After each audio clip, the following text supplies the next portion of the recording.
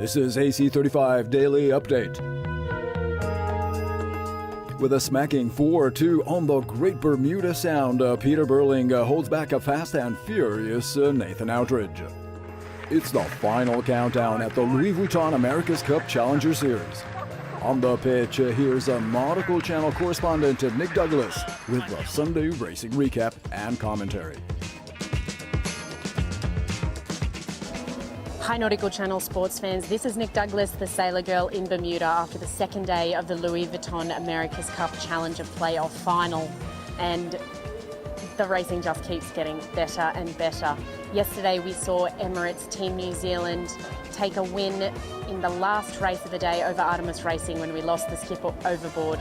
So we started today on 2-1 to Emirates Team New Zealand in a best of 5.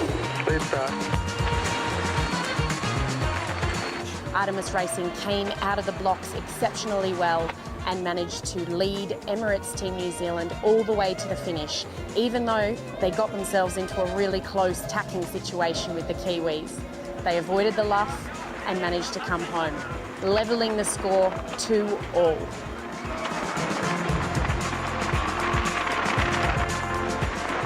Absolutely incredible action. In the second race of the day, again, Artemis Racing came out fast and held the Kiwis up and up and up and up all the way past the reaching mark. They basically have to sail perfectly to give themselves a chance of beating the Kiwis, and we saw that they were at 100% fly time a little bit of the way through the race, just as Emirates Team New Zealand was at 100% fly time. Just incredible action and starting to show you how well these sailors are learning to sail their boat.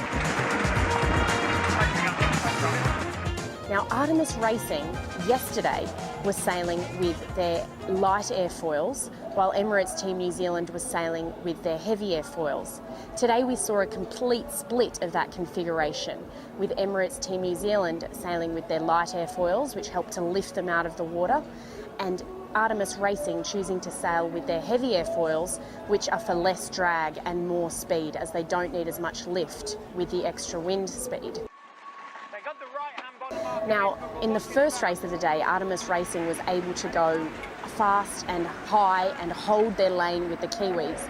In the second race, when we saw a little bit lighter pressure, it gave the Kiwis the opportunity to pass, and they came into the finish very strongly with a gap of about 39 seconds on the Swedes, taking the score to 3-2.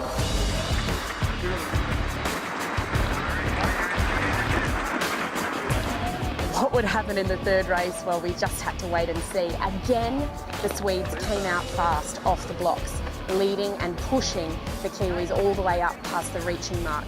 Again, we saw the boats get into a luffing situation, but the Kiwis managed to come out on top and were leading into the finish in what seemed to be a carbon copy of the prior race. And would they take the score to 4-2? It seemed like it was a certainty until on the last drive into the finish, we saw them fall off the foils and Artemis Racing all but caught up, leading to a photo finish between these two boats. Just incredible.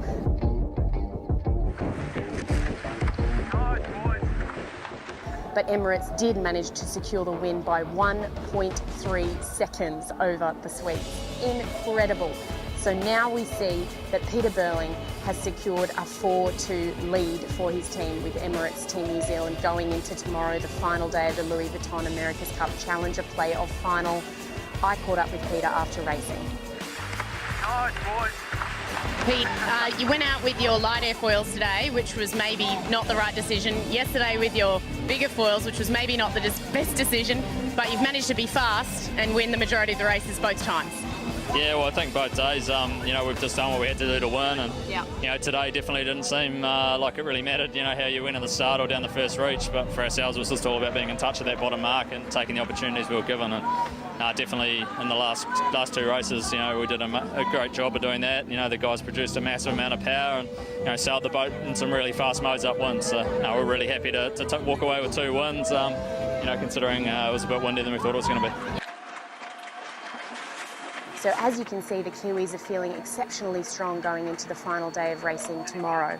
I also spoke to Nathan Outeridge, the skipper of Artemis Racing, about what he thinks they can do to improve their racing for tomorrow, because they do need to win 3 races in a row to take the lead to 5-4 over Emirates Team New Zealand, who only need to win 1 more race to progress to the final against Oracle Team USA. A little bit of an up and down day out there. Yeah, it was very close racing today. We really happy with how our first race went, and to be honest, really happy with how our starting's going. It's exceptional. We were saying coming to this event, if we could have just win half the starts, because it's so difficult to win the starts, and here we are winning 6 of them in a row. Leading around Mark 1, around the bottom mark, and then just trying to keep them at bay. They're sailing really well, manoeuvring well, and first race today, wind strength was up a bit. I'm very happy with our performance in that. In the second race, it got a little softer, and you could see them have that little bit of speed edge upwind. And the third race was actually really even again. It was somewhere in between the two. So, we knew it was going to be an interesting day with different dagger boards compared to them, and that sort of played a bit of a part in the results.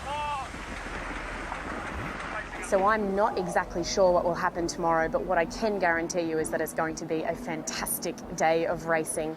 Peter Burling and Nathan Outeridge, the skipper of Emirates Team New Zealand and Artemis Racing, are no stranger to being head-on against one another in high-pressure situations. Pete and Nathan have won silver and gold at the last 2 Olympics, alternatively in the 49er. They've also both won Moth World Championships. They are exceptionally talented, and then you look at the crews behind them and the amount of development work that has gone into each of these boats. So unfortunately tomorrow we will say goodbye to one of these exceptionally talented teams, but we are definitely going to go forward with the best challenger to take on Oracle Team USA, and that is what the America's Cup is all about. It is my pleasure to be here in Bermuda, bringing you all of the action and the adventures from the 35th America's Cup. My name's Nick Douglas and I'm the Sailor Girl, and you're watching the Nautical channel. Make sure you keep watching.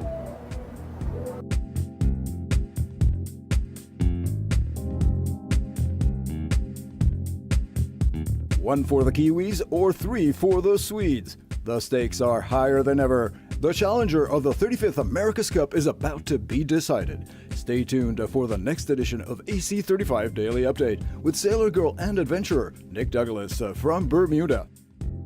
In Sea Sports, plunge into the action.